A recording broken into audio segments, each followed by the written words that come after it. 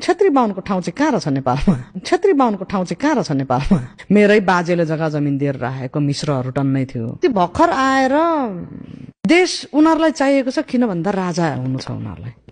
उनीहरू कहाँबाट आए त? त्यही कुमाउ गढवालको बाटो अस्ति भर्खर छिरेको हिस्ट्री छ त त्यहाँबाट नि। किनकि उनीहरूले सेपरेट के मुस्लिम के जाति राज्य खोजेको थियो, त्यहाँ मिलेन। त्यहाँबाट यता छिरेर माथि बझाङतिरबाट राजा हुँदै हुँदै आएका होइनन् त यिनीहरूका सन्तान।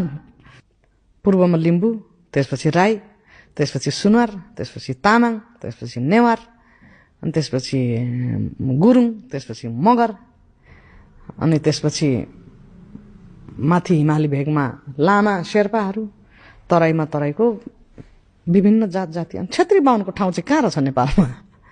नेपालभरि छरिएको छ। त्यो त 200-250 वर्ष अगाडि एकीकरण गर्दाखेरि नेपालभरि जासुसको रूपमा गएर छरिएको हो। मेरै बाजेले जग्गा जमिन दिएर राखेको मिश्रहरू टन्नै थियो। नामाकरणको राजनीति तपाईको पुर्खाहरूले सुरु गरे होलान्।